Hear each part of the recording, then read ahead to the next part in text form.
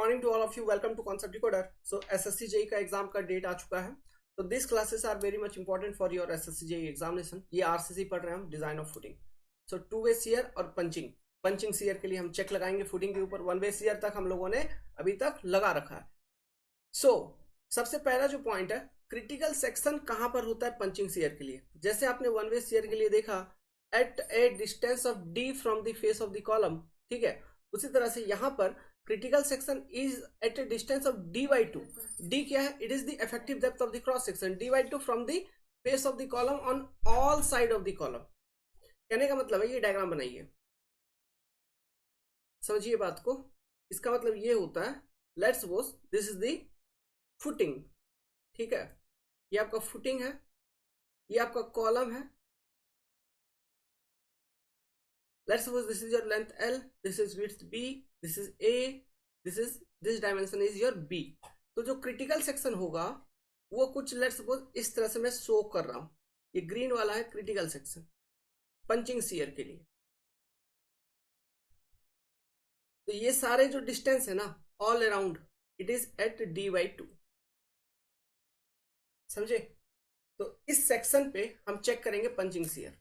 Okay, अब ये कैसे करेंगे हम देखेंगे, लेकिन इससे पहले जरा हम ये देख लेते हैं कि एक्चुअली पंचिंग सीयर के केस में फेलियर कैसा होता है।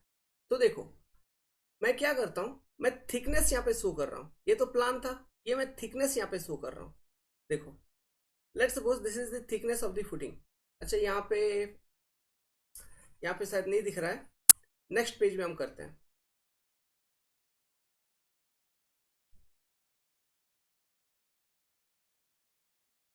तो ये देखिए, नेक्स्ट पेज पे आ गए। समझिएगा यहाँ पे कॉन्सेप्ट क्या है।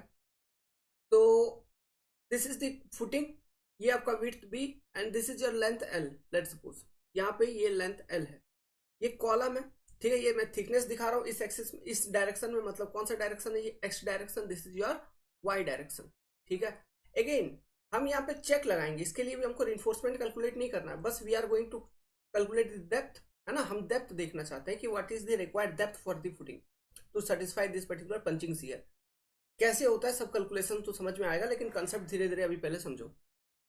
तो देखो, ये क्रिटिकल सेक्शन है at some distance D/2 from the face of the column, ठीक है। नाउ तो यही क्रिटिकल सेक्शन को मैं यहाँ पे डेप्थ में दिखाता हूं।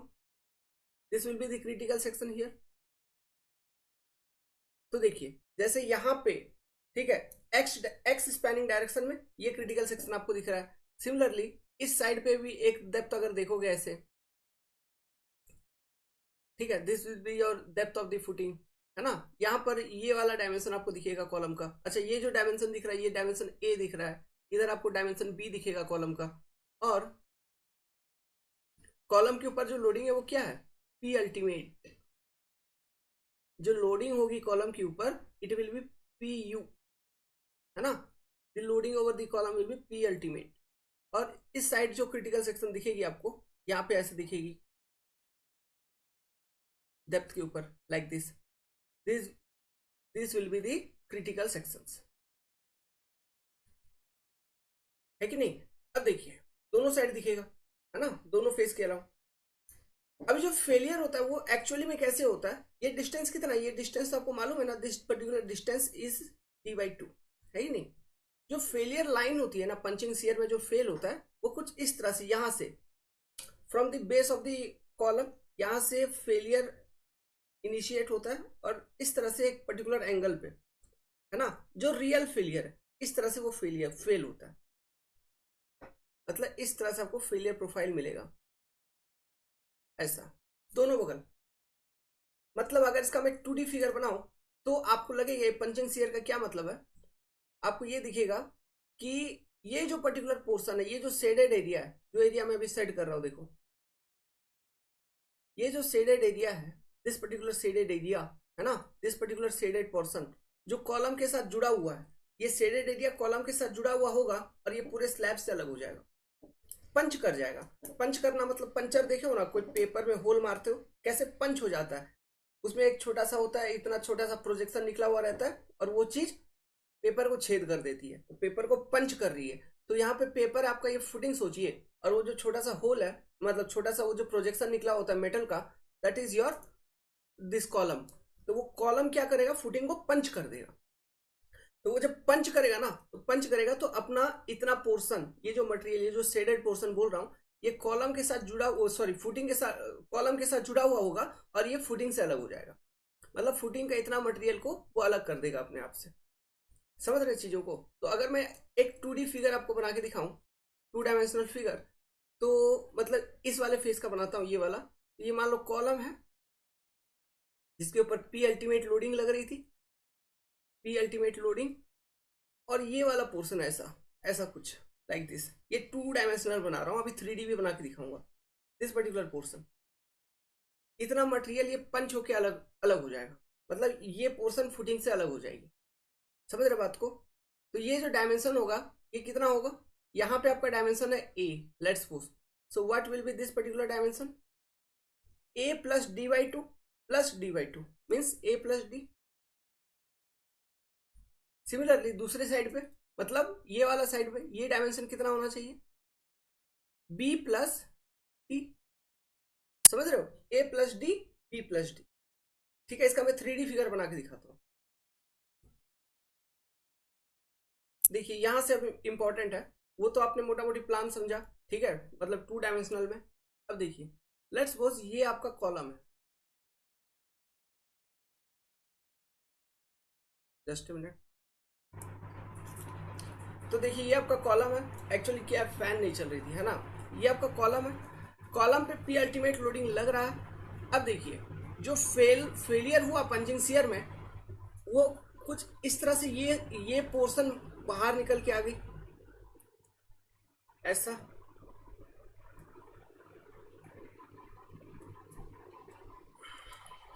मतलब फुटिंग का इतना इतना सारा पार्ट, और ये पूरे बेस एरिया पे जो लोडिंग लग रहा है नीचे से, वो कितना लग रहा है, नेट अल्टीमेट सॉइल प्रेशर के बराबर, डब्ल्यू नेट अल्टीमेट। ये अपवार्ड लग रही है पूरे बेस एरिया से। तो जो पंचिंग शियर स्ट्रेसेस है ना, वो यहाँ पर इस ये जो फेसेस हैं यहाँ पर डेवलप होंगे। समझ रहे बात को? यहाँ पर पंचिंग शियर स्ट्रेसेस डेवलप होते हैं, ठीक है। अब देखिए एक्चुअली क्या होता है कि मेरे को ये बताओ सबसे पहले, ये डायमेंशन कितना है, ये डायमेंशन ए है, एंड ये वाला जो विड्थ वाला dimension this is your B. तो इसका मतलब ये जो नीचे यहाँ पे ये जो डायमेंशन होगा, ये डायमेंशन कितना होगा, ए प्लस डी। इधर वाला जो डायमेंशन होगा ये वाला, ये डायमेंशन कॉपी पे अच्छे से बनाइए डायग्राम को, ये कितना होगा, ये ए प्लस डी है, तो ये होगा बी प्लस डी। ठीक है, तो देखिए पंचिंग पंचिंग अगर होना है, मतलब एक नेट फोर्स होना चाहिए जिसके करस्पॉन्डिंग ये पंच होगा, मतलब कोई अनबैलेंस्ड फोर्स। तो वो पंचिंग फोर्स कैसे हम निकालते हैं, देखो ये पी अल्टीमेट जो फोर्स है, ठीक है, ये फोर्स है, this force minus W naught ultimate into the area. कितना area, A plus D into B plus D. ठीक है, अब यहां पर जो हमको पॉजिटिव फोर्स मिलेगी, एक ना एक पॉजिटिव फोर्स मिलेगा, ठीक है, एक फोर्स डिफरेंस मिलेगा। ये जो फोर्स का डिफरेंस मिलेगा, इसी फोर्स डिफरेंस के कारण ये मतलब ये कॉलम पंच हो जाएगा इनटू द फुटिंग, और ये जो पूरा का पूरा पार्ट है ना, हिस्सा, ठीक है, ये दिस पार्ट, ठीक है, ये कॉलम अपने साथ लेके निकल जाएगा। मतलब फुटिंग का ये पर्टिकुलर हिस्से को कॉलम कॉलम के साथ अटैच ही रहेगा, वो कहने का ये मतलब है, और ये पूरा पंच हो जाएगी फुटिंग से। समझ रहे हैं?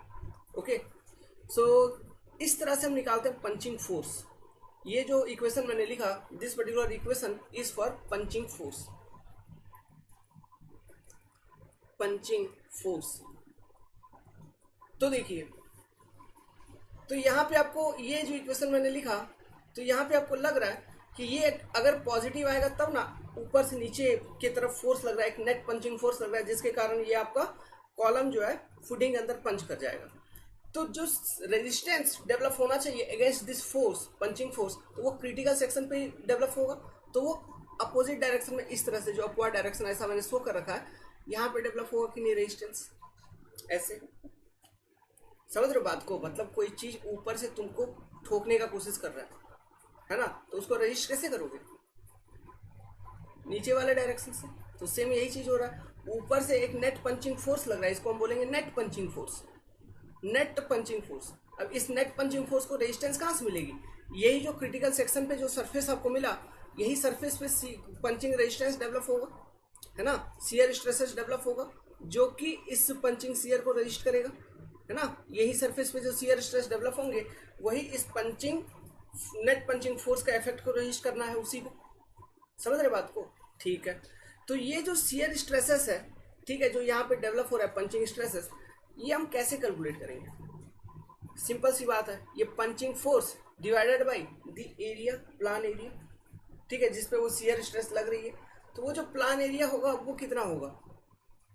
यही वाला एरिया होगा। ये जो शेडिंग करूंगा, देखो ये जो शेडिंग यहाँ पे कर रहा हूँ यही पर्टिकुलर एरिया होगा, या फिर यहाँ पे जो शेडिंग कर रहा हूँ यही पर्टिकुलर एरिया होगा। तो ये एरिया कैलकुलेट करना मुश्किल होता है। तो ये एक्चुअल प्रोफाइल है, फेलियर का एक्चुअल प्रोफाइल है, और इसमें ये एक्चुअल एरिया कैलकुलेट करना थोड़ा मुश्किल होता है। इसलिए हम इस प्रोफाइल को आइडियलाइज करते हैं। What we do, we idealise it. अब आइडियलाइज करने के बाद जो प्रोफाइल बनती है वो कैसा बनती है, चलिए वो मैं दिखाता हूँ आपको 3D में, ठीक है। आइडियलाइज करने के बाद जो प्रोफाइल बनती है वो कैसा बनती है, देखिए ये आपका कॉलम,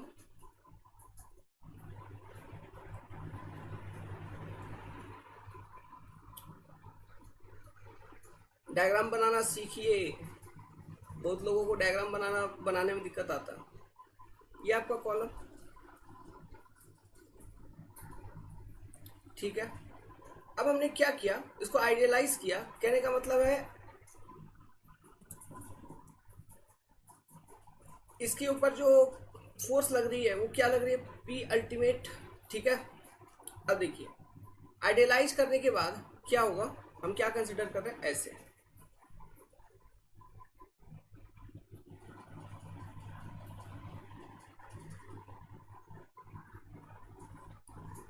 समझिएगा।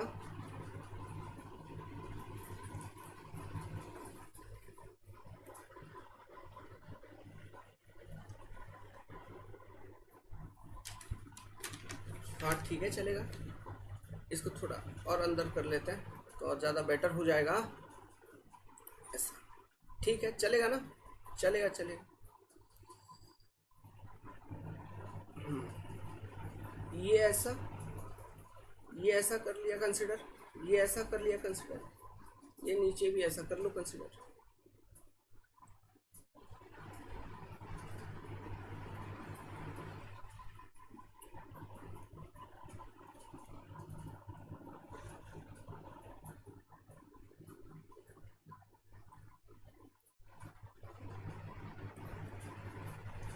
समझ रहे बात को?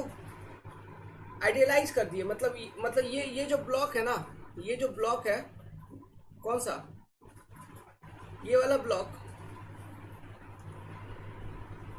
जो एक्चुअल फेलियर पैटर्न वाला ब्लॉक, ये जो ब्लॉक था, ठीक है, ये वाला ब्लॉक, ये जो ब्लॉक है यहाँ पर, है ना, ये जो ब्लॉक आपको दिख रहा है, इसको मैंने आइडियलाइज कर दिया ताकि हमारा कैलकुलेशन इजी वे में हो जाए।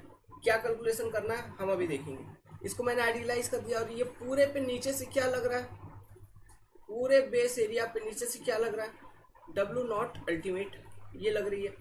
और ये जो एरिया होगा ये कितना होगा, ये मान लो डायमेंशन A है, ये डायमेंशन B है, तो ये होगा A प्लस डी, एंड ये डायमेंशन होगा B प्लस डी, है ना।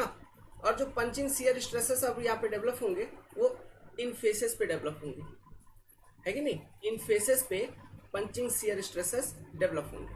तो अब हम इन पंचिंग शियर स्ट्रेसेस को इजीली कैलकुलेट कर पाएंगे। अच्छा ये क्या है, ये डेप्थ क्या होगा, this will be equal to effective depth, ये भी इफेक्टिव डेप्थ तक होगी, क्योंकि शियर स्ट्रेस रेजिस्टेंस का मैंने मतलब शियर स्ट्रेस का डिस्ट्रीब्यूशन जो होता है इन आरसीसी, ये मैंने बता रखा था। ये कैसा होता है, याद करो, न्यूट्रल एक्सिस तक पैराबोलिक, उसके बाद अप टू दी रिइंफोर्समेंट, है ना, ये टेंशन रिइंफोर्समेंट है, मान लो this is your tension reinforcement, वहां तक कांस्टेंट रहती है। मतलब तो ये क्या हो गया, this is your effective depth D, this is the shear stress distribution profile. बहुत बार ये ऑब्जेक्टिव क्वेश्चन पूछे जाता है। तो यहाँ पे हमको जो डेप्थ कंसीडर करना है, ये इफेक्टिव डेप्थ डी कंसीडर करना है, मतलब ये बेसिकली क्या है, फुटिंग का इफेक्टिव डेप्थ है। ओके, अब इस चीज को हम इक्वेशन में इंक्लूड करेंगे और इसको अननोन रखेंगे और हम डेप्थ को कैलकुलेट करेंगे। अब वो कैसे करेंगे देखिए,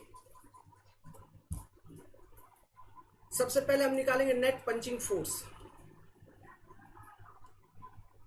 आने दो paper. Net punching force, net punching force,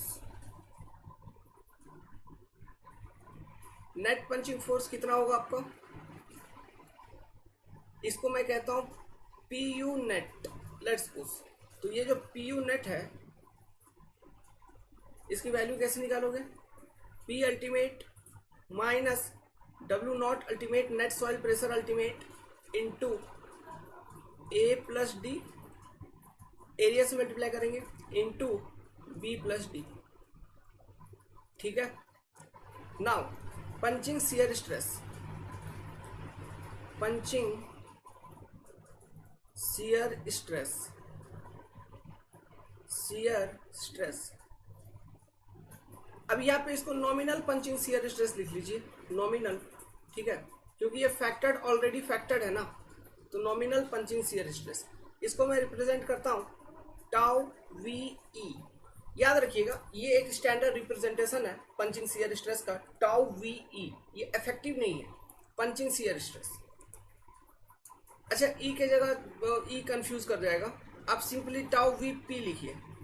ठीक है, नॉमिनल पंचिंग शियर स्ट्रेस, ये ज्यादा बेटर है, सीधा यही लिख दो। ई वगैरह क्यों लिखोगे? कोई कोई किताब में ई लिखा रहता है, जैसे स्टैंडर्ड बुक पिल्लाई मेनन है। ठीक है, रामामूर्तम वाली किताब में आपको ई मिलेगा। ठीक है, कोई बात नहीं। तो nominal punching shear stress equal to tau v p. तो ये tau v p equal to क्या होगा? पंचिंग शियर स्ट्रेस निकाल रहे हैं, मतलब net punching force, net punching force, punching force. अब उस पंचिंग फोर्स को कितना एरिया रजिस्ट करेगा? Divided by resisting area, resisting area. Laptop भी पुराना हो गया, सब कुछ पुराना हो गया, खरीद नहीं पाता हूँ चीजें। ठीक है, कोई बात नहीं। तो net punching force divided by resisting area. So what is your net punching force? ये आपने ऊपर निकाल रखा है net punching force, p ultimate minus W naught ultimate a plus D into B plus d. Resisting area क्या होगा? What will be the resisting area? Pencil का thickness कम करते हैं। देखिए, जो क्रिटिकल सेक्शन मैंने बोल रखा था आपको पंचिंग शियर स्ट्रेस में, वो क्या है? जो कॉलम है उसके ऑल अराउंड में रहता है। तो ये जो ऑल अराउंड वाला एरिया मिल रहा है ना, मतलब जो पंचिंग शियर स्ट्रेसेस डेवलप होगा, इस फेस पे होगा, इस वाले फेस पे होगा, इस वाले फेस पे भी डेवलप होगा, इधर वाला फेस पे भी डेवलप हो रहा होगा। मतलब ये सारा फेसेस, जितने भी ये सारे जो फेसेस दिख रहे हैं, ये सारे फेसेस पे स्ट्रेस डेवलप होंगे, जो कि नेट पंचिंग फोर्स को रेजिस्टेंस ऑफर करेगा। समझ रहे हो बात को? सारे फेसेस पे डेवलप होंगे। तो जो आपका एरिया है, इफेक्टिव एरिया, वो क्या होगा? देखिए, ठीक है, रजिस्टिंग एरिया मैं यहाँ पे लिखता हूँ, यहीं पे लिखता हूँ, और इसी इक्वेशन को आगे हम लिख लेंगे उधर। रजिस्टिंग एरिया, देखिए 2 इंटू ए प्लस डी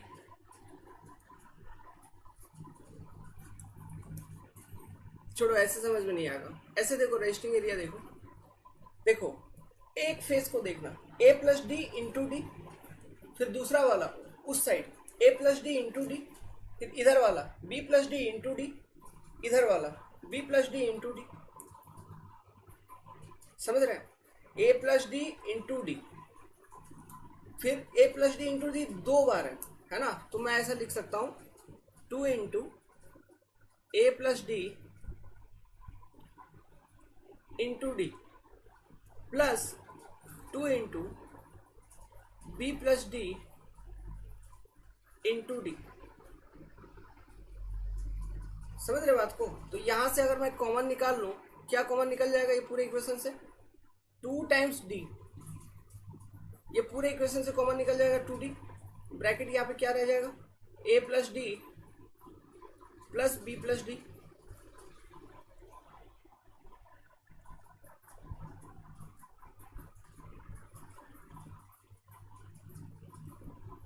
ऐसे लिख सकते हैं। समझ रहे बात को? ठीक है, तो इसको और थोड़ा सिंप्लीफाई कर दीजिए, शॉर्ट फॉर्म कर दीजिए। तो 2 टाइम्स डी, फिर अंदर ब्रैकेट में a plus b plus 2d, like this. तो ये इक्वेशंस में आपको ऑब्जेक्टिव क्वेश्चंस में ये छोटा सा एरिया भी पूछ सकता है। ओके, तो ध्यान रखिएगा, फॉर्मूला तो बन रहा है, एरिया पूछा जा सकता है। तो this will be your resisting area. तो डिवाइड कर दीजिए। तो tau v p equal to net punching force divided by resisting area. तो रजिस्टिंग एरिया आपका कितना निकला था? 2 times d a plus d plus b plus d. तो ये आपको क्या निकल गया? Nominal punching shear stress. तो ये जो नॉमिनल पंचिंग शियर स्ट्रेस है, ये तो लोडिंग के लिए निकल रहा है ना। क्यों? जो ये लोडिंग है नेट अल्टीमेट पंचिंग फोर्स के लिए निकल रहा है ना। आपने लोडिंग के लिए देख रहे हैं, पीयू नेट के लिए देख रहे हैं। तो ये वैल्यू किसी वैल्यू से कम होना चाहिए। किससे कम होना चाहिए? मैक्सिमम परमिसिबल वैल्यू से कम होना चाहिए। समझ रहे बात को?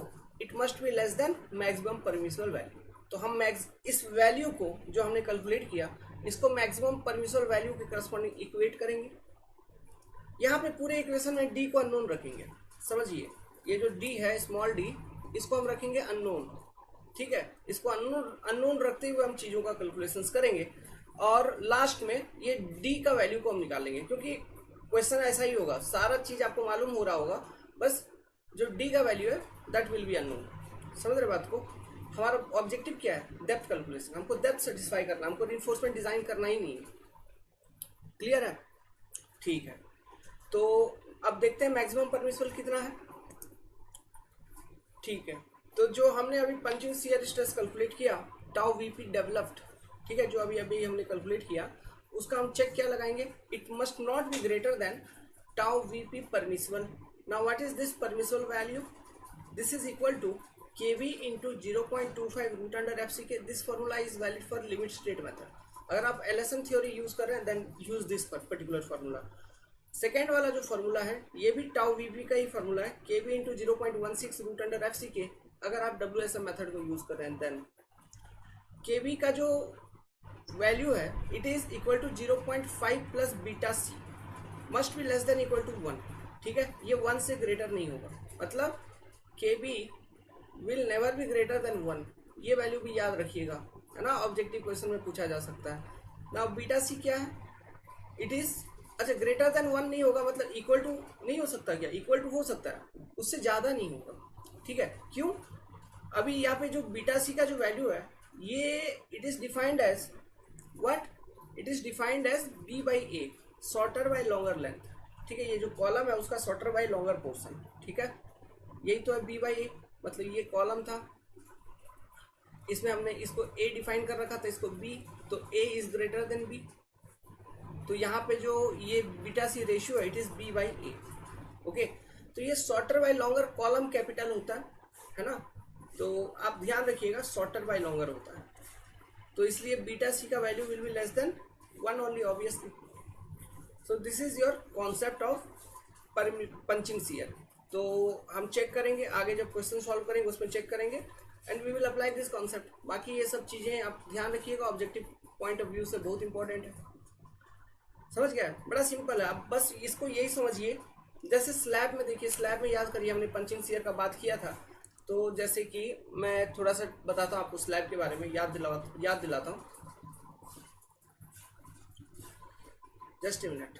ये आपका कोई स्लैब होता था ऐसा, तो ये स्लैब कोई कॉलम के ऊपर ऐसा रेस्ट कर रहा है ना, ये कॉलम के ऊपर।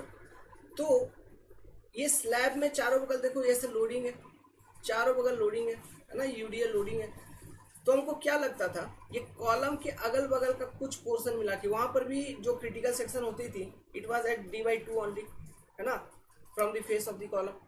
तो एट ये क्रिटिकल सेक्शन के करस्पॉन्डिंग जो भी स्लैब का मटेरियल है वो विथ कॉलम एक साथ रह जाते थे, बाकी का स्लैब अगल बगल का जो है नीचे पंच कर जाता था।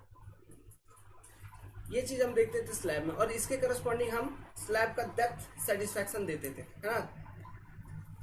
या फिर हमारे पास वहां पे दूसरा कॉन्सेप्ट भी था। दूसरा कॉन्सेप्ट क्या?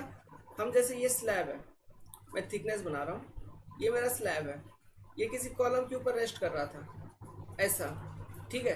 तो हम स्लैब को डायरेक्टली कॉलम के ऊपर ना रेस्ट करवा के हम क्या करते थे, हम ड्रॉप पैनल वगैरह प्रोवाइड करते थे। याद करिए, इसी को कॉलम कैपिटल बोला जाता है, ठीक है ऐसा। This are the drop panel या फिर कॉलम कैपिटल। तो ये पंचिंग शियर को कम करता था, उसका इफेक्ट को कम करता था उस, क्योंकि यहाँ पे डेप्थ को आपने बढ़ा दिया ना बेसिकली। ये ड्रॉप पैनल प्रोवाइड करने के कारण जो डेप्थ रिक्वायरमेंट होगी एट क्रिटिकल सेक्शन, है ना, तो वो तो यहाँ पे सेटिस्फाई हो गया, समझ रहे हैं। तो ये रेमेडी हम अपनाते थे स्लैब में, ड्रॉप पैनल,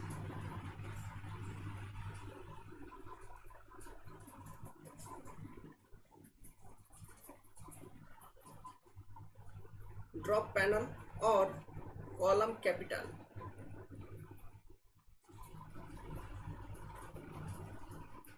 एक ही चीज है। यहाँ पे देखिए क्या हुआ, eight critical section depth increase, ठीक है। बस यही फायदा आपको वहां पे मिल रहा होता। वेल सो अब नेक्स्ट टॉपिक को देखते हैं, ठीक है। ये पंचिंग शियर वाला टॉपिक खत्म हो गया आपका। Reinforcement detailing. तो देखिए ये आपका फुटिंग है, this is your length l, this is your width b, और ये कॉलम। अब मेरे को बताओ, यहाँ पर एक क्रिटिकल सेक्शन आया था फेस ऑफ द कॉलम पे, ठीक है।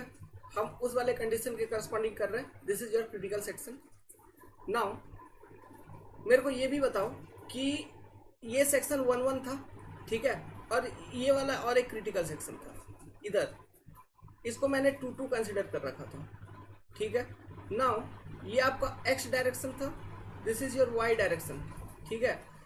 तो इसके अबाउट जो मूवमेंट आ रही थी, ठीक है, और इसके अबाउट जो मूवमेंट आ रही थी, इसको ये मूवमेंट M11 मूवमेंट हो गया, M11 अल्टीमेट, ये M22 अल्टीमेट, M22 अल्टीमेट ऐसा। या फिर मैं इसको ऐसा लिख देता हूँ, ये जो M11 अल्टीमेट है ये x डायरेक्शन में है, तो इसको MUX में लिख देता हूँ सिंपली, और ये M22 अल्टीमेट को, ताकि आपको कंफ्यूजन ना हो इसलिए सारा नोटेशन लिखवा रहा हूँ, इसको MUY लिख देता हूँ, समझ गए। अब यहाँ पे देखिए एक चीज और मैंने बता रखा था, since length is greater than b, इसलिए जो ये वाली ओवर हैंग होती, कौन सा, ये वाला ओवर हैंग है ना, ये ज्यादा होता, जो ओवर हैंग ज्यादा मोमेंट उसी का ज्यादा होगा, है ना। तो इसलिए यहाँ पे ये बात क्लियर है कि MUX will be greater then MUY। So MUX के करस्पॉन्डिंग आपको ज्यादा रिइंफोर्समेंट कैलकुलेट होके निकलेगा, जिसको हम कहेंगे, मतलब MUX के करस्पॉन्डिंग जो रिइंफोर्समेंट निकलेगा उसको भी लिख लेते हैं, ये निकलेगा लेट्स सपोज ASTX, और MUY के करस्पॉन्डिंग जो रिइंफोर्समेंट कैलकुलेट होके निकलेगा उसको हम कहेंगे ASTY, समझ गए। तो जो ASTX वाला रिइंफोर्समेंट कैलकुलेट होके निकलेगा इसको हम कैसे प्रोवाइड करेंगे, सबसे पहले इसको हम अलोंग द विड्थ प्रोवाइड करेंगे ना, विड्थ के अलोंग प्रोवाइड करेंगे, कहने का मतलब है इस तरह से प्रोवाइड करेंगे, these are the reinforcement. Just a minute, these are the reinforcement, है कि नहीं, समझ रहे हो। मतलब ये जो रिइंफोर्समेंट है ये हम प्रोवाइड कर रहे हैं ASTX। Now ASTX bottom layer में प्रोवाइड किया, उसके ऊपर हम ASTY वाला रिइंफोर्समेंट प्रोवाइड करेंगे जो कि अलोंग द लेंथ डिस्ट्रीब्यूट किया जाएगा। ASTX को अलोंग द विड्थ डिस्ट्रीब्यूट किया गया, ASTY को अलोंग द लेंथ डिस्ट्रीब्यूट किया जाएगा। मतलब दीज रिइंफोर्समेंट्स लाइक दिस, इस तरह से जो रिइंफोर्समेंट आप कैलकुलेट करोगे, these reinforcement will be your ASTY। जो ASTX आपने कैलकुलेट किया वो अलोंग द विड्थ डिस्ट्रीब्यूट हुआ, along the width, along the width B, और जो ASTY आपने कैलकुलेट किया ये along the length डिस्ट्रीब्यूट होना है, along the length, ठीक है। अब ये ASTX और ASTY कैसे कैलकुलेट करेंगे वो मैं अभी बताता हूँ, और कैसे मिनिमम रिइंफोर्समेंट पे कैसे चेक लगाएंगे वो अभी मैं लिखवाता हूँ आपको। लेकिन एक चीज देखो, ASTX वाला रिइंफोर्समेंट ज्यादा आएगा क्योंकि MUX ज्यादा है एज कम्पेयर टू MUY, तो ये नीचे हम इसको प्रोवाइड करेंगे, तो कहीं ना कहीं ASTX वाला जो रिइंफोर्समेंट है ये आपका मेन रिइंफोर्समेंट हो गया, है ना। इसके ऊपर वाला रिइंफोर्समेंट हल्का फुल्का रिइंफोर्समेंट होगा। तो ASTX जो आप प्रोवाइड करोगे अलोंग द विथ जो डिस्ट्रीब्यूट करोगे, हम क्या करेंगे, जितना भी रिइंफोर्समेंट आया एक पर्टिकुलर डायमीटर ऑफ बार को एज्यूम करने के बाद we will calculate the spacing. यहाँ पे हम पर मीटर निकाल रहे हैं तो हम स्पेसिंग निकालेंगे पर मीटर, एंड जो स्पेसिंग आएगा उसी स्पेसिंग के साथ इक्वली डिस्ट्रीब्यूट कर देंगे पूरे विड्थ के अलोंग, इक्वल डिस्ट्रीब्यूशन होगा। लेकिन जो ASTY वाला रिइंफोर्समेंट हम कैलकुलेट करेंगे उसका इक्वल डिस्ट्रीब्यूशन नहीं होता है। हम वहाँ पे क्या करते हैं, edge strip and middle strip वाला कॉन्सेप्ट फिर से हम यूज करते हैं। एज स्ट्रिप में कुछ और रिइंफोर्समेंट और मिडिल स्ट्रिप में कुछ और रिइंफोर्समेंट हम प्रोवाइड करते हैं, ठीक है। ऐसा अब क्या रूल है वो मैं आपको अभी समझाऊंगा, ठीक है। लेकिन उससे पहले हम कौन सा फॉर्मूला अप्लाई करेंगे इस रिइंफोर्समेंट को कैलकुलेट करने के लिए, वो फॉर्मूला को लिख लेते हैं। वेल, तो फॉर्मूला लिखिए। तो इस by using this formulas we can calculate this ASTX and ASTY। ASTX equal to 0.5 FCK BD, अच्छा BD इधर आ गया, कोई बात नहीं, FCK BD upon FY 1 minus root under 1 minus 4.6 MUX divided by FCK BD square. ASTY similarly हम इस formula को use करके कैलकुलेट करेंगे और ये चेक करेंगे कि this reinforcement must be greater than equal to minimum reinforcement. Minimum reinforcement से कम तो नहीं होना चाहिए, अगर कम आ रही है तो कम से कम हम मिनिमम रिइंफोर्समेंट के बराबर का प्रोवाइड करेंगे। ज़्यादा आ रही है तो ठीक है, अगर कम आ रही है तो कम से कम हमको मिनिमम रिइंफोर्समेंट के बराबर का रिइंफोर्समेंट प्रोवाइड करना ही करना है। मिनिमम रिइंफोर्समेंट कैसे निकालते हैं, 0.12 और 0.15% of the cross section area depending on grade of steel Fe250 और Fe415, ठीक है। अब यहाँ पे देखो ये जो D है, ध्यान रखने वाली बात है, ये फॉर्मूला जो आप कैलकुलेट करेंगे जो D है, क्योंकि अब तक आपने तीनों चेक कर लिया, बेंडिंग के लिए, शियर के लिए, 1 वे शियर 2 वे शियर सब, इनमें से जो डेप्थ मैक्सिमम आया वही आप प्रोवाइड करोगे। तो use that particular depth only, जो डेप्थ आप प्रोवाइड करने वाले हैं use that particular depth here in calculation. Plus ये जो B है, B आपको मालूम है हमने 1 मीटर, 1 मीटर इधर 1 मीटर इधर लेके हमने डिजाइन किया, तो B इक्वल टू आपका 1 मीटर। तो जो क्रॉस सेक्शन मिल रहा है आपको मालूम हो गया ना, इस तरह का आपको क्रॉस सेक्शन मिल रहा है 1 मीटर का और इफेक्टिव डेप्थ D, इसमें आप रिइंफोर्समेंट फाइंड आउट कर रहे हो। अब एक पर्टिकुलर स्पेसिंग, हम स्पेसिंग कैलकुलेट करेंगे by assuming the diameter of reinforcement.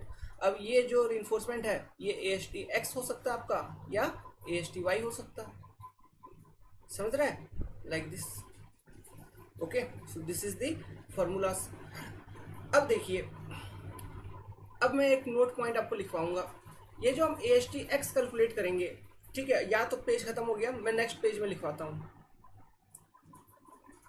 अब मुझे ये बताइए टोटल एरिया ऑफ स्टील कैसे निकालेंगे। देखिए अभी जो आपने ASTX कैलकुलेट किया वो कैसे प्रोवाइड करोगे, लाइक दिस, इस तरह से हम अलोंग द विड्थ हम ये जो रिइंफोर्समेंट है, ठीक है, फुटिंग में, ये होगा आपका ASTX, है ना, ASTX। तो अभी जो आपने ASTX कैलकुलेट किया वो आपने कैलकुलेट किया 1 मीटर के लिए फॉर 1 मीटर वाइड, ठीक है, और D depth of cross section आपका कितना रिइंफोर्समेंट आ रहा है। नाउ अगर आपको टोटल रिइंफोर्समेंट कैलकुलेट करना है तो आपको क्या करना होगा, जो भी आपने ASTX कैलकुलेट किया है इनटू B मल्टीप्लाई कर देंगे, तो ये total area of steel in X direction निकल जाएगा। सिमिलरली अगर आपको ASTY जो रिइंफोर्समेंट आप कैसे प्रोवाइड करते हो, हम ऐसे ASTY रिइंफोर्समेंट लाइक दिस, ये जो ग्रीन वाले रिइंफोर्समेंट्स हैं this will be the ASTY reinforcement, ठीक है, this will be the ASTY reinforcement. तो ASTY निकालते वक्त भी हमने क्या किया, 1 मीटर स्ट्रिप को कंसिडर करके हमने निकाला है, तो ASTY जो भी कैलकुलेट हुआ है इनटू लेंथ L मल्टीप्लाई कर देंगे तो टोटल ASTY रिइंफोर्समेंट आपको निकल जाएगा, समझ रहे हैं। तो इस तरह से हम टोटल स्टील को कैलकुलेट कर सकते हैं। नाउ एक नोट बनाएंगे, NOT नोट। अब ये नोट क्या बनाएंगे कि फॉर X डायरेक्शन रिइंफोर्समेंट, या फिर आप सिंपली लिखिए फॉर ASTX। यहाँ पे ASTX में इसलिए लिख रहा हूँ क्योंकि यहाँ पे मैं एज्यूम कर रहा हूँ कि ASTX जो है ना, जो भी रिइंफोर्समेंट की मैग्नीट्यूड आई है it is greater then ASTY, और ASTX जो है आपका मेन रिइंफोर्समेंट है जो कि आप बॉटम लेयर में प्रोवाइड करोगे। सो ये मैं बॉटम लेयर रिइंफोर्समेंट के बारे में बेसिकली बात कर रहा हूँ, जो आप बॉटम मोस्ट में प्रोवाइड करेंगे, बॉटम मोस्ट लेयर, ठीक है, इसके बारे में बेसिकली बात कर रहा हूँ। तो फॉर ASTX रिइंफोर्समेंट रीइंफोर्समेंट। अच्छा मेरे को ये बताओ, पढ़ने में मजा तो आ ही रहा होगा, तो एक लाइक तो कर ही दीजिए, है ना। ठीक है, फॉर बॉटम मोस्ट रीइंफोर्समेंट क्या होगा, क्या कर सकते हैं हम, assume a particular dia, assume a dia. अब डाया हम कैसे एज्यूम करेंगे, इसका d/8 वाला कॉन्सेप्ट मैंने बता रखा था, overall depth of slab divided by 8, उससे ज्यादा नहीं होना चाहिए, उससे कम डायमीटर होगा within standard dia of reinforcement, जो भी आपका स्टैंडर्ड डायमीटर ऑफ रिइंफोर्समेंट आता है 8 mm, 10 mm, 12 mm, है ना, 16 mm, इनमें से कोई एक सिलेक्ट करके हम प्रोवाइड कर देंगे। So for ASTX bottom most layer reinforcement assume a dia phi, calculate spacing, spacing कैसे कैलकुलेट करना है स्लैब में बता रखा है, आप 1 मीटर के लिए कैलकुलेट कर लीजिए पहले, क्योंकि हमने 1 मीटर वाइड कंसिडर कर रखा था, है ना। तो 1 मीटर के लिए जब आप कैलकुलेट करोगे, सो आप 1 मीटर में कितना रिइंफोर्समेंट है उस वैल्यू को यूज करना। लेट्स सपोज अगर आपको टोटल में, मतलब टोटल पूरे विड्थ को कंसिडर करते हुए आप स्पेसिंग निकाल रहे हो, तो टोटल रिइंफोर्समेंट ये निकालने के बाद स्पेसिंग निकालना, थोड़ा इन सब चीजों पे ध्यान देना, ठीक है। तो for ASTX bottom most layer reinforcement assuming a dia phi, calculate spacing and provide equally along the width, along the width।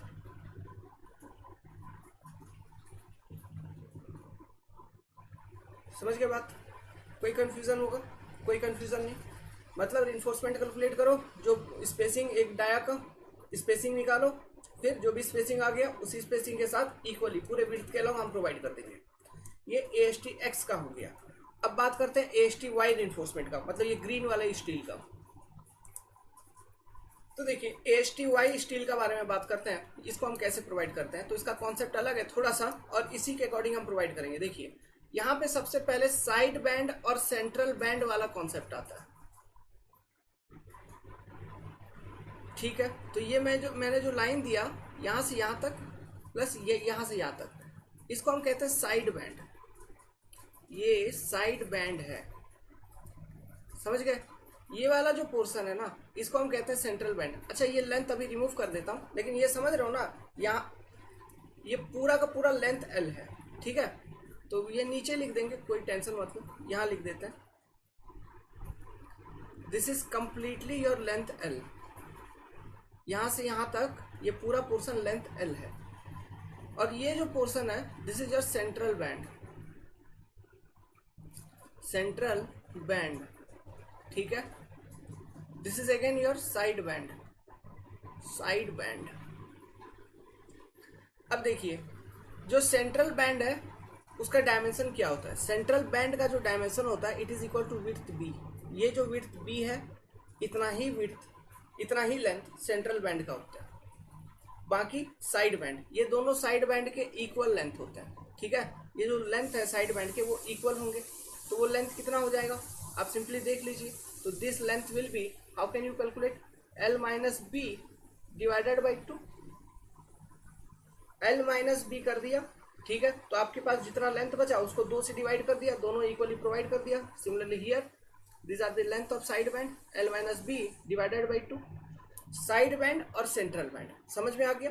ASTY जो हमको रिइंफोर्समेंट प्रोवाइड करना है वो हमको इसी ऐसे ही प्रोवाइड करना है, अलोंग द लेंथ प्रोवाइड करना होता है इस तरह से।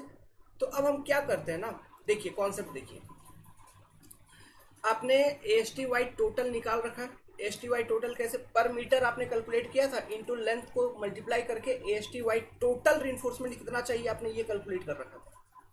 टोटल रिइंफोर्समेंट आप निकाल लिए, टोटल रिइंफोर्समेंट को निकालने के बाद एक पर्टिकुलर डायमीटर ऑफ रिइंफोर्समेंट को एज्यूम करके हम number of bar required calculate कर सकते हैं। टोटल नंबर ऑफ बार हमको कितना चाहिए जो कि हमको ये पूरे L लेंथ में प्रोवाइड करना है, ये हम निकाल लेंगे, निकाल लेंगे ना, ठीक है। तो यहाँ पे देखिए कॉन्सेप्ट उल्टा चलते हैं, तो यही चीज मैं अभी लिखवाने वाला हूँ। तो हम क्या किए, एक मिनट, पेज आने दो, पेज आने दो, हमने टोटल स्टील को निकाल रखा है, टोटल स्टील, ठीक है, इक्वल टू क्या होगा, a S T Y into l. मतलब ये a S T Y into l क्यों करें, क्योंकि ए एस टी वाई जो है हमने पर मीटर में कैलकुलेट कर रखा था, पर मीटर वेट है ना, तो टोटल स्टील इतना। सो नंबर ऑफ बार या फिर टोटल नंबर ऑफ बार मैं इसको कहूँ, total number of bar required in length L, इसको मैं कहता हूँ N T. Total number of bar जो आपको लेंथ एल में प्रोवाइड करना है, it equal to N T will be equal to क्या, दिस टोटल स्टील मतलब A S T Y into length L divided by ये total reinforcement divided by area of one bar, मतलब pi by 4 into five का square. Five equal to diameter of bar जो आपको provide करना है, dia of बार। तो यहां से आपको क्या निकल गया, टोटल नंबर ऑफ बार, ये एन टी क्या है, n t equal to nothing but total number of bar, total number of bar. समझ गए, तो ये निकल गया एन टी। अब हमारे पास एक फॉर्मूला है कि सेंट्रल बैंड जो होती है एन सी, इसमें हमको कितना नंबर ऑफ बार हमको प्रोवाइड करना है, सेंट्रल बैंड में हमको कितना नंबर ऑफ बार प्रोवाइड करना है, वो हमारे पास इसके लिए एक फॉर्मूला है। तो एन सी जो हमको प्रोवाइड करना है, n c it will be equal to N t, ठीक है, total number of bar into 2 divided by 1 plus l by b, इतना नंबर ऑफ बार। ठीक है, ये जो फॉर्मूला है, this is the formula to calculate what, number of bar to be provided in central band. ये है number of bar to be provided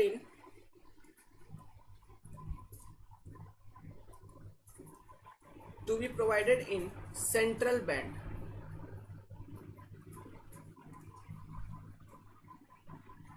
आप समझ गए अब, तो ये नंबर ऑफ बार जो आपको सेंट्रल बैंड में प्रोवाइड करना है, ये आपने निकाल लिया, ये निकाल लिया। उसके बाद आपको मालूम है सेंट्रल बैंड का टोटल लेंथ कितना है, वो टोटल लेंथ से आपने इस नंबर ऑफ बार को डिवाइड कर दिया तो स्पेसिंग का वैल्यू निकल जाएगा।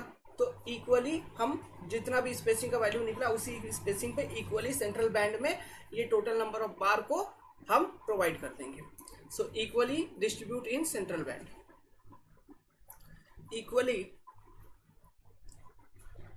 equally distribute in central band। ठीक है, तो सेंट्रल बैंड में आपने इतना रिइंफोर्समेंट प्रोवाइड कर दिया, इतना नंबर ऑफ बार। तो अब हम क्या करेंगे, जो साइड बैंड है उसमें कितना रिइंफोर्समेंट बचेगा, साइड बैंड में टोटल नंबर ऑफ बार जो बचेगी n T minus N c divided by 2 इधर। सिमिलरली यहाँ पर n T minus N c divided by 2 और यहाँ पर n c number of bar. ठीक है, और ये n T minus N c को भी इक्वली डिस्ट्रीब्यूट कर देंगे, equally distributed in side band, distributed in side band. समझ गए, तो this is the concept how we provide A S T Y steel. हम इस तरह से A S T Y reinforcement को प्रोवाइड करते हैं, side band, central band. Side band में कितना, N T minus N C by 2, central band में N C amount of reinforcement. अभी N C amount of reinforcement कैसे कैलकुलेट करेंगे, इसका फॉर्मूला मैंने आपको दिया। ये एन सी क्या है, this is your number of bar, है ना। आपने टोटल नंबर ऑफ बार निकाला by using the total steel concept. Total number of bar निकालने के बाद आपने निकाला कि number of bar which is required to be provided in central band कितना है, वो निकाला। फिर उसको आपने सेंट्रल बैंड की लेंथ आपको मालूम है, लेंथ कितना है सेंट्रल बैंड का, बी है, सेंट्रल बैंड का लेंथ है बी। आपने उस बी लेंथ में इक्वली ये टोटल नंबर ऑफ बार जो भी आपका एनसी नंबर ऑफ बार निकला, इसको आपने इक्वली डिस्ट्रीब्यूट कर दिया। उसके बाद बाकी का जो स्टील है उसको साइड बैंड में इक्वली डिस्ट्रीब्यूट कर दिए।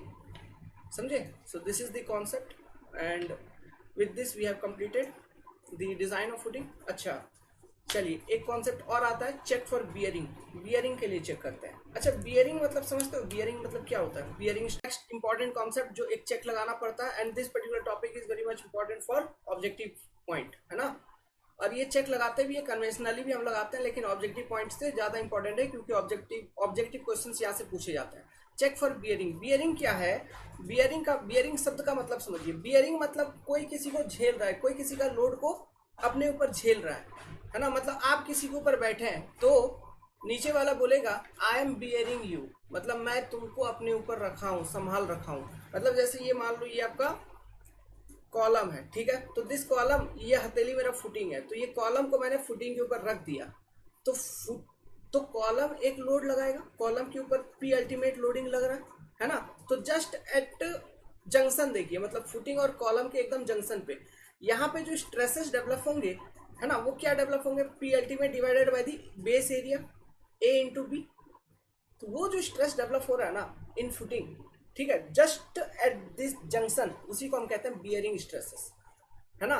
तो यही चीज हम चेक करते हैं। बेसिकली हम ये चेक करते हैं कि क्या ये जो फुटिंग का मटेरियल है क्या इतना सफिशिएंटली, मतलब उसका स्ट्रेंथ इतना सफिशिएंट है कि ये जो बियरिंग स्ट्रेस डेवलप हो रहा है इस बियरिंग स्ट्रेस को वो झेल पाए। समझ रहे हैं? तो ये जो जो भी स्ट्रेस आपका डेवलप हो रहा है P ultimate divided by this cross section area, this stress, इसी को हम कहते हैं bearing stress. This particular stress value must be less then the permissible bearing stress. Permissible bearing stress in LSM अलग है, इन डब्ल्यूएसएम अलग है। प्लस हम ये जो बियरिंग है, चेक फॉर बियरिंग दो लोकेशन पे चेक करते हैं। एक हम जस्ट जंक्शन पे चेक करते हैं, कॉलम और फुटिंग के जंक्शन पे। दूसरा इन फुटिंग हम चेक करते हैं। कैसे करते हैं वो हम आपको अभी बताता हूँ। देखिए मान लो ये फुटिंग है, ये आपका हो गया फुटिंग, ठीक है, ये फुटिंग हो गया, ये यहाँ पे हो गया आपका column, this is your column a b, length and width, ठीक है। अब इसका मैं अगर क्रॉस सेक्शन बना के दिखाऊं तो क्रॉस सेक्शन तो आपको मालूम है कुछ इस तरह से होगा, this will be your cross section like this. मतलब ये आपका ओवरऑल डेप्थ यहाँ पे डी दिख रहा होगा, ओवरऑल डेप्थ कितना दिख रहा होगा? डी। यहाँ पे आपको कॉलम दिख रहा होगा इस तरह से, और ये कॉलम क्या कर रहा होगा? एक लोड कैरी कर रहा होगा अपने ऊपर, जिसका वैल्यू है पी अल्टीमेट। अब इस पर्टिकुलर सेक्शन पे देखिए यहाँ पर, ठीक है, column and footing junction, let's suppose this is your point 1, है ना। यहाँ पर मैं अगर बियरिंग स्ट्रेस का वैल्यू बताऊं एफ बी, तो f b will be equal to at this particular point, f b will be equal to this p ultimate divided by the footing the column area a into b. ये जो value निकला इसी को हम कहते हैं bearing stress, bearing stress, ठीक है। And this stress value should not be greater than permissible bearing stress, permissible bearing stress. अब ये परमिसिबल बियरिंग स्ट्रेस का मैग्नीट्यूड क्या है? The permissible bearing stress value is equal to 0.45 root under F C k. ये है अगर आप LSM का कॉन्सेप्ट यूज कर रहे हैं, और यही वैल्यू हो जाती है आई थिंक समथिंग 0.25, अच्छा रूट अंडर नहीं, 0.45 एफ सी के, सिंपली एफ सी के, 0.45 एफ सी के, रूट अंडर नहीं, याद रखना। और ये 0.25 एफ सी के,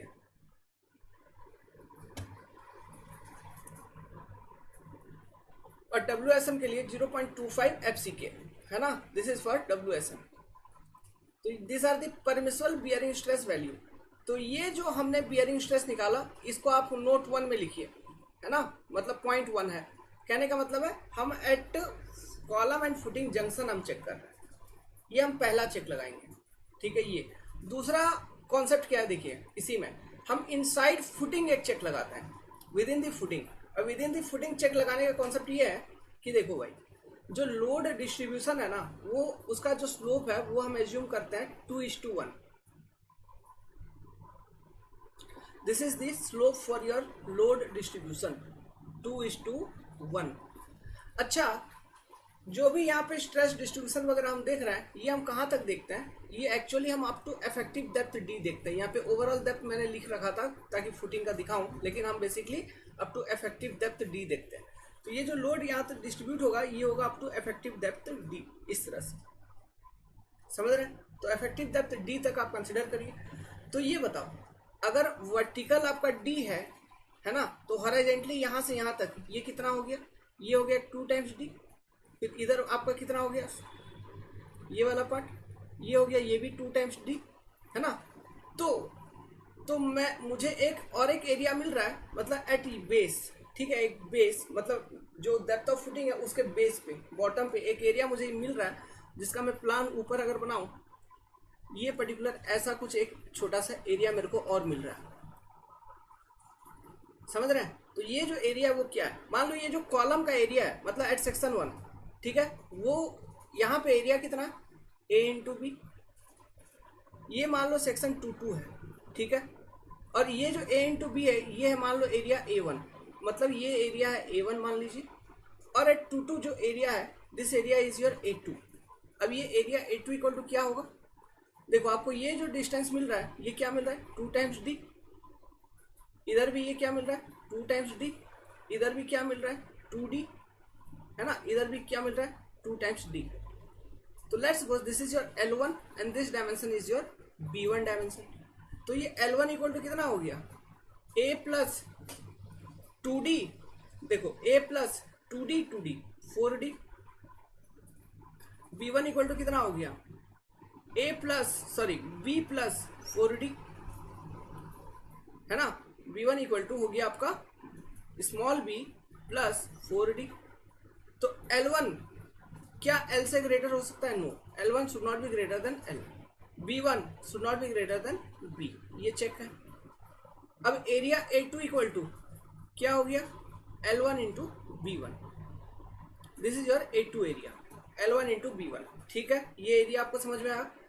तो अब लिखिए check for bearing within footing, check for bearing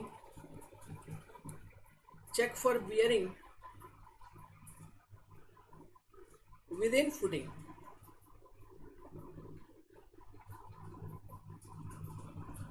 देखिए आपका at footing and column junction, मैं अभी अब आपको कंपैरिजन बताता हूँ। Check for bearing within footing, तो सबसे पहले हम ये निकालेंगे कि फुटिंग में बियरिंग स्ट्रेस हम कैसे निकालते हैं।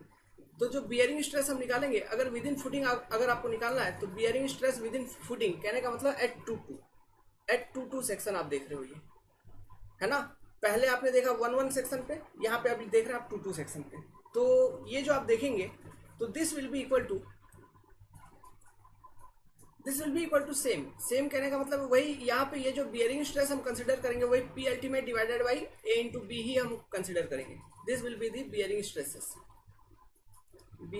Stresses, but this bearing stresses should not be greater than, हमको मालूम है किससे, परमिसिबल बियरिंग स्ट्रेस वैल्यू।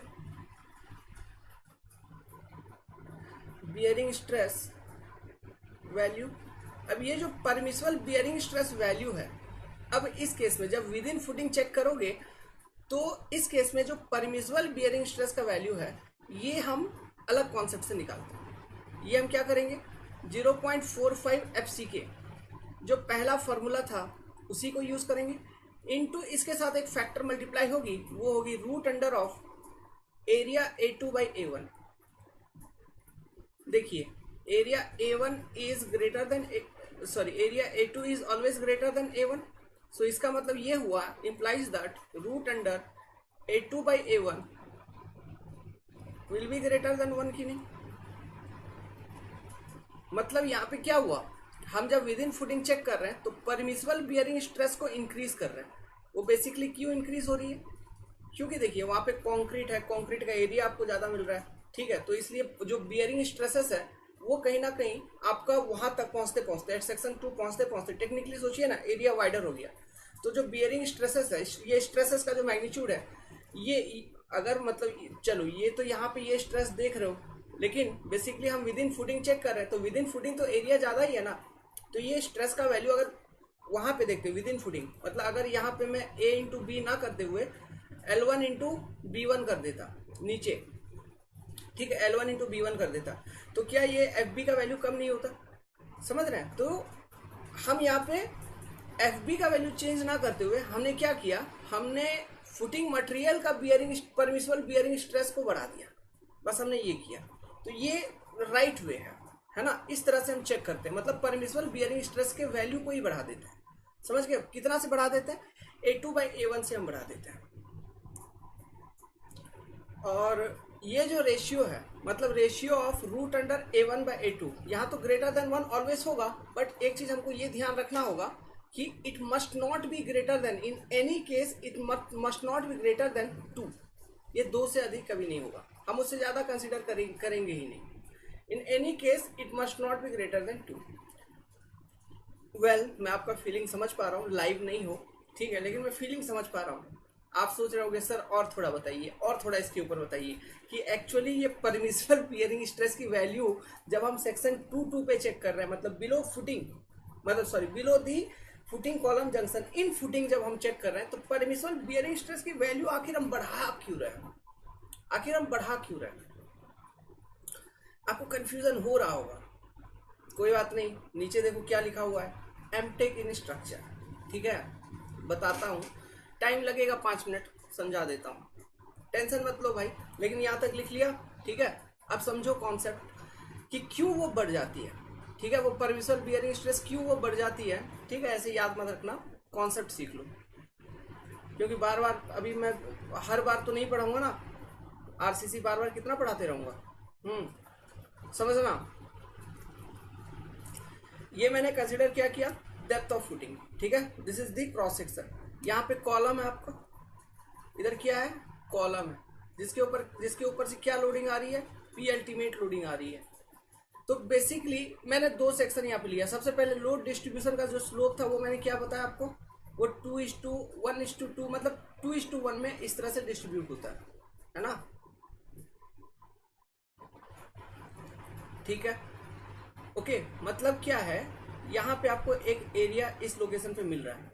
तो देखिए अभी आपने क्या किया, हमको बेसिकली बियरिंग स्ट्रेस कहाँ पे चेक करना होता है, हमको बेसिकली जो बियरिंग स्ट्रेस चेक करना है वो बिलो फुटिंग ही चेक करना है।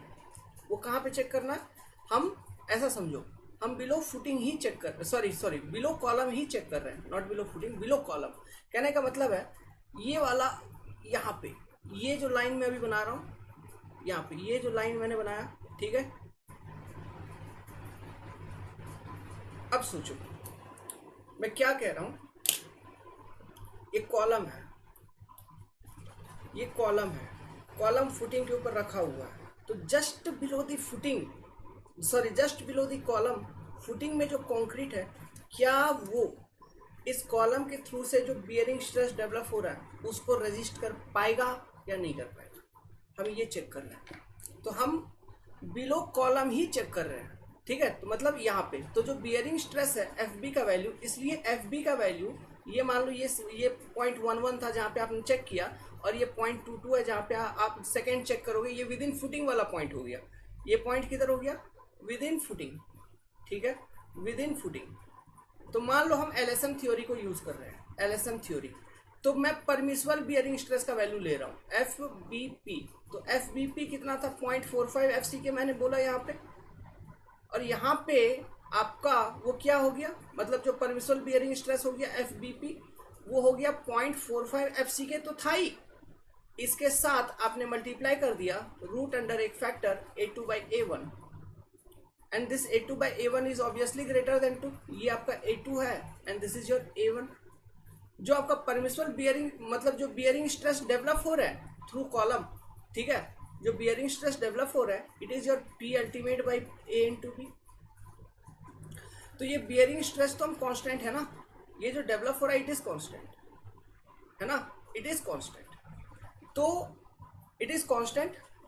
लेकिन अब हम चेक कहाँ कहाँ लगा रहे हैं, 0.1 पे लगा रहे हैं एंड लोकेशन 2 पे लगा रहे हैं। लोकेशन 1 पे जो चेक लगा रहे हैं वो हम ये लगा रहे हैं एफ बी पी, ये सॉरी ये जो एफ बी डेवलप हो रहा है it must be less than this F B P value.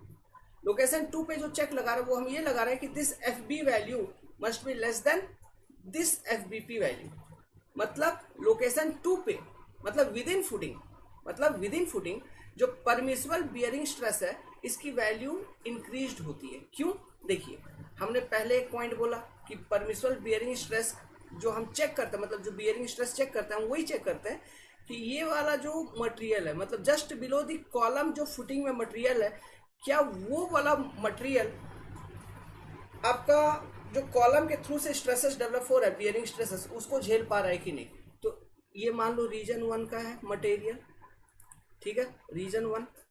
Now तो सेम आप यहाँ पे देखोगे तो ये आपका वही वाला पोर्शन दिख रहा है, मतलब ये भी एरिया क्या होगा, ये छोटा सा ग्रीन वाला एरिया ए इंटू बी। तो आप बेसिकली सेक्शन 2 पे भी जो बियरिंग स्ट्रेस के लिए चेक लगा रहा है वो इसी ए इंटू बी एरिया पे लगा रहा है, देखिए, क्योंकि हमने बियरिंग स्ट्रेस जो वैल्यू लिया है वो ए इंटू बी लिया है, बट जो परमिसिबल वैल्यू है वो इंक्रीज हो गई है। वो क्यों इंक्रीज हो गई है, उसका लॉजिक ये है, ये रीजन 2 का कॉन्क्रीट है, देखो this is concrete of region 2, here ये भी कॉन्क्रीट है रीजन 2 का, ठीक है। Let's suppose this is region 1, region 2 concrete. तो एट लोकेशन 2 जो रीजन 2 का कॉन्क्रीट है, it is confining the concrete of region 1, ये कन्फाइनमेंट इंक्रीज कर रही है ना, समझ रहे हो बात को। So due to confinement of concrete of region 1 at within footing, the permissible bearing stress of region 1 concrete within footing get increased. लेकिन देखो कहां पर, at just below column, at just below column, ठीक है। यहाँ पर reason 2 में कोई कंक्रीट है क्या, नहीं है, वहां पे कोई कन्फाइनमेंट नहीं मिल रही है, इसलिए वहां पे परमिसिबल बियरिंग स्ट्रेस कम है 0.45 FCK। But in region 2 confinement increase हो गया, नियर बाय कंक्रीट के कारण कन्फाइनमेंट इंक्रीज हो रही है। तो जो बियरिंग स्ट्रेसेस है, मतलब जो बियरिंग स्ट्रेसेस लगा रहा है कॉलम आपके फुटिंग मटेरियल के ऊपर, ठीक है, उस चीज को अब ये मतलब ये वाला पोर्शन का जो कंक्रीट है वो ज्यादा बेटर वे में रजिस्ट कर पाएगा, मतलब ये वाला पोर्शन का कंक्रीट। क्यों, क्योंकि नियर बाय लोकेशन से आपको कन्फाइनमेंट मिल रही है, मतलब इधर से इधर वाला जो कंक्रीट है इसके थ्रू से प्लस इधर वाले कंक्रीट के थ्रू से आपको कन्फाइनमेंट मिल रही है ना। सो मैं एक चीज यहाँ पे लिखवा सकता हूँ, so due to confinement of लिख लो, कहीं एसी में पूछ लिया तो कॉन्सेप्ट है, बोलोगे फिर सर आपने ये कन्फाइनमेंट वाला कॉन्सेप्ट नहीं बताया था। So due to confinement of concrete of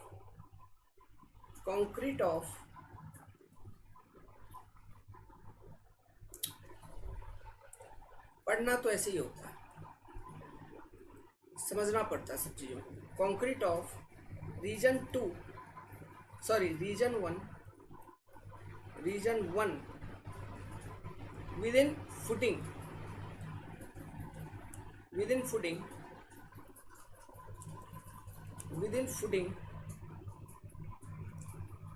by region 2 concrete by R2 concrete, ऐसे लिख देता हूँ, R2 concrete, permissible bearing stress within footing increases, permissible bearing stress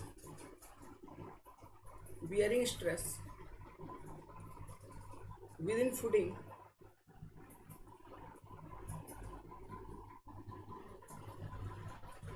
increases, arrow mark ऊपर डाल दिया, ठीक है, क्लियर। तो बियरिंग के लिए कैसे चेक लगाएंगे, क्लियर, ठीक है। परमिसिबल बियरिंग स्ट्रेसेस के वैल्यू क्लियर, 0.1 मतलब 1 पे और 2 पे क्लियर, ठीक है। और जो बियरिंग स्ट्रेस जो डेवलप हो रही है वो क्लियर, वो कितना, वो हमेशा PU अपन divided by A into B, permissible value अलग अलग, 1 पे अलग, 2 पे अलग, 2 पे बढ़ गया, क्यों बढ़ गया, कन्फाइनमेंट ऑफ कंक्रीट के कारण, इसलिए बढ़ गया। Next, root under A2 bye A1, 2 से अधिक नहीं लेना, मैक्सिमम टू मैक्सिमम 2। मान लो रेशियो चेक किया वो 2.2 आ गया, तो जो इक्वेशन सॉल्व करोगे उसमें कितना लोगे, 2, 1.8 आ रही है तो 1.8, समझ गए बात को, ठीक है। गेट का क्वेश्चन आता है इसमें, है ना, तो ध्यान रखिएगा। तो ये बियरिंग के लिए चेक लगा दिए। चलिए अब चेक लगाते हैं अपन, किसके लिए चेक लगाएं, development length, check for development length क्या है कॉन्सेप्ट, लिख लो, स्टेटमेंट डायरेक्ट याद रखने का, सिंपल सा चेक है। Length of reinforcement beyond face of column should be greater than equal to LD value. LD मतलब डेवलपमेंट लेंथ का वैल्यू। अभी कैसे निकालते हैं इसका कॉन्सेप्ट मैंने पूरा सिखा रखा है बॉन्ड एंड डिटेलिंग वाले चैप्टर में, ठीक है, ओके, क्लियर है। अब डेवलपमेंट लेंथ का वैल्यू तो निकालना नहीं सिखाऊंगा ना, उसको बॉन्ड एंड डिटेलिंग वाला पूरा 6, 7, 8 घंटे का शायद, ठीक है, उसमें पूरा सिखा रखा है। अब देखो इस स्टेटमेंट का क्या मतलब है ये देखते हैं। ये मान लो कॉलम बाबू, ये का है कॉलम, ई का है फुटिंग, ऐसा, ठीक है। एक मिनट,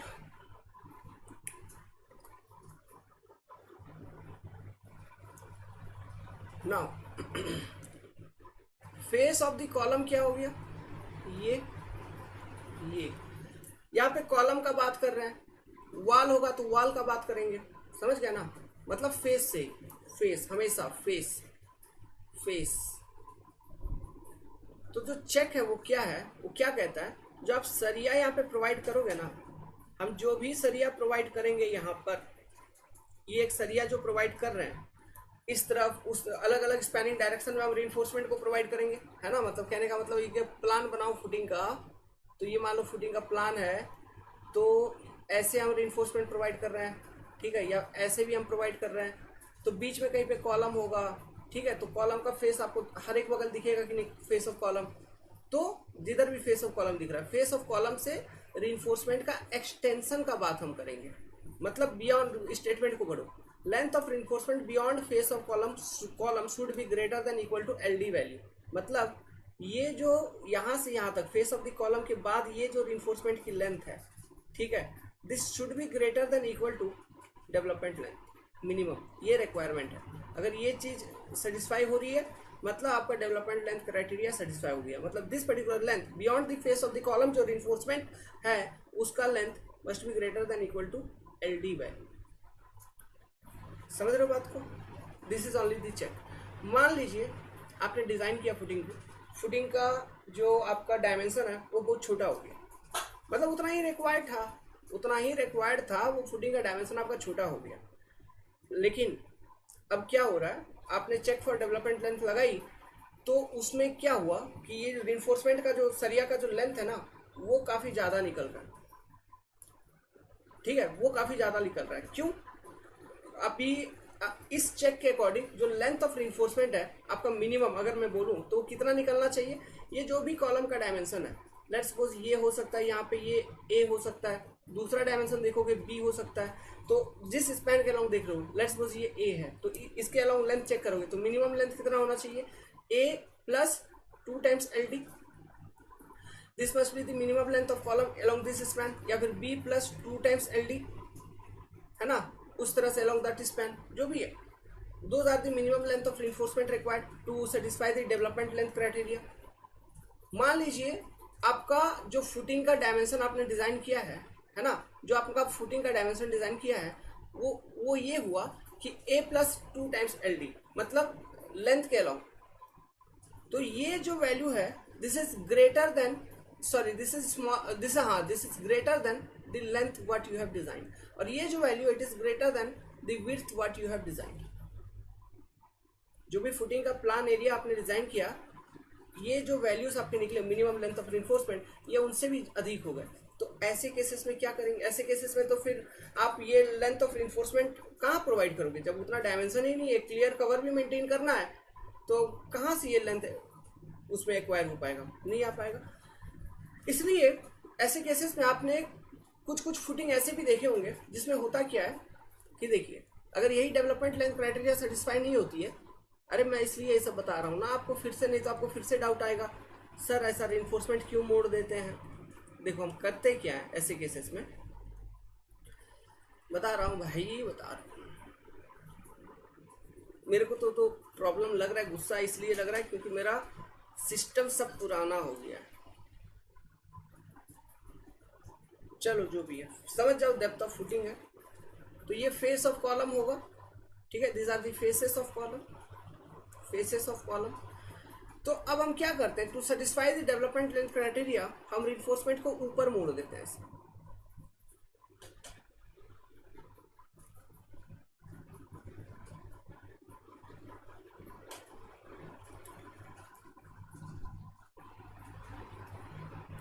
इस तरह से हम सरिया को मोड़ के हम डेवलपमेंट लेंथ क्राइटेरिया को सेटिस्फाई करते हैं। मतलब अब क्या है, यहां से लेके ऐसा ऐसा, ये जो टोटल लेंथ आप देखोगे, this length must be greater than equal to L D, this will be the requirement. इस तरह से हम फिर डेवलपमेंट लेंथ के क्राइटेरिया को सेटिस्फाई करते हैं। रिइंफोर्समेंट को ऊपर मोड़ दिया, बेंड कर दिया, समझ रहे हो?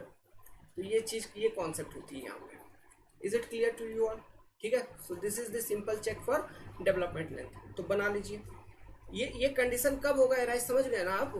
ठीक है, वो मैंने आपको पहले इससे पहले बताया। अच्छा, ये एल डी का वैल्यू हम कैसे निकालेंगे? डेवलपमेंट लेंथ हम कैसे कैलकुलेट करते हैं? एल डी इक्वल टू कैसे निकालते हैं? एल डी इक्वल टू जो भी रिइंफोर्समेंट का डायामीटर है, इसको मान लो 5, depending on grade of reinforcement. हम क्या करते हैं, 0. एल डी निकालने का जो फॉर्मूला है 0.87 FY divided by 4 times tau B D. ये क्या है? Bond stress, permissible bond stress, permissible bond stress निकालने का पूरा टेक्निक बता दिया हूँ। IS 456 के टेबल से निकालेंगे, depending on grade of steel, Fe250, Fe411, HYSD steel कौन सा स्टील है, accordingly we are going to calculate the bond stress, है ना? तो ये है डेवलपमेंट लेंथ का वैल्यू। बहुत इंपॉर्टेंट फॉर्मूला है ये, क्योंकि ये यहाँ पे RCC में यूज हो रहा है, हाईवे में फिर जब हम जॉइंट डिजाइन करते हैं पेमेंट डिजाइन में, वहाँ पे यूज होता है ये डेवलपमेंट लेंथ की वैल्यू फॉर्मूला। तो वेरी इंपॉर्टेंट फॉर्मूला, ठीक है, याद होना चाहिए मुंह पे। सो लिख लीजिए, नोट डाउन कर लीजिए, ठीक है, ओके ओके। एक कॉन्सेप्ट मेरे को और याद आ रहा है, ठीक है, एक जो इंजीनियरिंग सर्विस में शायद ये कॉन्सेप्ट पर क्वेश्चन पूछा था, और कुछ कुछ बच्चे मेरे से ये क्वेश्चन डिस्कस भी कर रहे थे, उनको बड़ा कंफ्यूजिंग लग रहा था, पता नहीं क्यों, डोंट नो व्हाई। ठीक है, वेल ठीक है, कोई बात नहीं, मैं एक बार अभी यहाँ पे बताता हूँ फिर से। देखो, ये जो बियरिंग स्ट्रेस वाला मैंने कॉन्सेप्ट बताया था, ये कन्फाइनमेंट वाला, ये सब याद है? मैं अगर आपसे पूछूं, ये देखो, ये जो सेक्शन 1.1 है, ये क्या है? कॉलम और फुटिंग का जंक्शन है कि नहीं? This is the junction location, junction, ठीक है, ये आपका जंक्शन है। नाउ मैंने जो परमिसिबल बियरिंग स्ट्रेस बोला विद इन फुटिंग, ठीक है, मतलब फुटिंग के कंक्रीट का, फुटिंग के कंक्रीट का परमिसिबल बियरिंग स्ट्रेस जब मैं बोल रहा हूं, वो हम कैसे निकालेंगे? FBP equal to 0.45 FCK into root under A2/A1 करके। तो मान लीजिए, ये डायग्राम अब थोड़ा गंदा करता हूँ, आपने बना लिया होगा होप कि लेट्स सपोज यहाँ पे क्वेश्चन आपको किसी भी तरह से दे सकता है। यहाँ तो मैंने इफेक्टिव डेप्थ D तक लेके गया ना, ये इफेक्टिव डेप्थ D तक मैंने लेके गया। लेट्स सपोज आपसे पूछ रहा है एट सम लेवल, मतलब 0.5 फ्रॉम टॉप या फिर 0.2 फ्रॉम टॉप, कहीं से भी। लेट्स सपोज इस पर्टिकुलर, ये आपका 2 कह दिया, क्वेश्चन में कह दिया ये 2 लोकेशन है, इस पर्टिकुलर लोकेशन पे आप बियरिंग चेक करो। तो आप इस पर्टिकुलर पॉइंट पे ही एरिया निकालना, ये जो भी डेप्थ आपको D' दिया होगा, D', तो उस पर्टिकुलर D' डेप्थ पे ही एरिया A2 आप निकालोगे, फिर आप चेक लगाओगे, समझे? एक चीज ये ध्यान रखना कैलकुलेशन करते वक्त। दूसरा, तो वो मतलब कहने का मतलब इसलिए बता रहा हूँ, कोई जरूरी नहीं है कि A2 हमेशा आपका एट इफेक्टिव डेप्थ D आपसे बोलेगा। क्वेश्चन में कुछ भी वो एट एनी पर्टिकुलर डेप्थ वो डेप्थ आपको दे सकते हैं, क्वेश्चन है। दूसरा बात करते हैं जंक्शन पे। At junction location maximum permissible bearing stress value क्या होगा? सोचना बात को, क्वेश्चन समझिएगा। एट जंक्शन लोकेशन मतलब कॉलम एंड फुटिंग का जो जंक्शन है, यहाँ पर मैक्सिमम परमिसिबल बियरिंग स्ट्रेस की वैल्यू क्या होगी? देखिए, जो कॉलम है, ठीक है, वहाँ यहाँ पर मतलब एक जंक्शन लोकेशन दोनों कंक्रीट है आपके पास, एक कॉलम का भी कंक्रीट है, दूसरा फुटिंग का भी कंक्रीट है। कॉलम का कंक्रीट में ये बात तो डिफाइंड है कि जो बियरिंग स्ट्रेस की वैल्यू होगी वो होगी FBP equal to 0.45 FCK। Now footing का जो कंक्रीट है, उसमें अगर थोड़ा सा भी हम अगर डेप्थ आगे जाएंगे, थोड़ा सा भी डेप्थ आगे जाएंगे, तो हमारा ये वाला फॉर्मूला लगना चालू हो जाएगा, सेकेंड वाला, कौन सा? रूट अंडर A2/A1 वाला कॉन्सेप्ट यूज होना चालू हो जाएगा। अगर हम 100 mm डेप्थ भी नीचे जाते हैं, तो भी हमारा जहां पर हम बियरिंग चेक कर रहे हैं, उसके अगल बगल का कंक्रीट के कारण थोड़ा सा तो कन्फाइनमेंट का इफेक्ट आएगा ही आएगा, तो ये वाला फॉर्मूला लगना चालू हो जाएगा। तो मैं ये कह रहा हूं कि एट जंक्शन हम मैक्सिमम परमिसिबल बियरिंग स्ट्रेस का वैल्यू कितना कंसिडर करेंगे? तो हम ऑलवेज, कॉल आ गया था, सॉरी फॉर दैट, तो हम always minimum of this 2 consider करेंगे, मतलब इन दोनों का मिनिमम, समझ रहे हो कि नहीं? कौन सा होगा? तो एट जंक्शन जो भी मैक्सिमम परमिसिबल बियरिंग स्ट्रेस की वैल्यू होगी वो हमेशा 0.45 FCK होगा। Just at junction. अब जंक्शन से नीचे जाएंगे तो अलग चीज है, लेकिन जस्ट एट जंक्शन अगर बात करो तो इन दोनों का मिनिमम वैल्यू जो होगा वही होगा maximum permissible bearing stress value. ठीक है, तो आप ध्यान रखिएगा कि जो बियरिंग चेक करने के लिए बोल रहा है आपको कहाँ पर बोल रहा है, एट जंक्शन बोल रहा है, at some depth below junction बोल रहा है, किधर बोल रहा है, इस चीज को ध्यान रखना। ठीक है, विद इन कॉलम अगर बोल रहा है तो फिर वो तो बियरिंग स्ट्रेस 0.45 एक्सी आ जाएगा। ऐसे विद इन कॉलम तो बोलेगा नहीं, लेकिन बोल सकता है। मेरे जैसा आदमी रहेगा तो मैं क्वेश्चन पूछ सकता हूँ कि आपका दिमाग किस लेवल तक काम कर रहा है, कॉन्सेप्ट क्लियर है कि नहीं है। ठीक है, मैं पूछ सकता हूँ, तो एग्जामिनर भी पूछ सकते हैं, तो यही चीज है। तो एफ का जो वैल्यू है वो होगा एट जंक्शन कितना 0.45 एक्सी के। ठीक है, minimum of this two, maximum permissible value of bearing stress at column and footing junction will be equal to 0.45 FCK। ध्यान रखने का। तो इसी क्वेश्चन पर बेस्ड एक बार EAC में ऑब्जेक्टिव डाल दिया था, हंगामा मच गया था, 90% ऑफ स्टूडेंट नहीं कर पाए थे, and that question was a very tough question explained by different premium coaching institutes.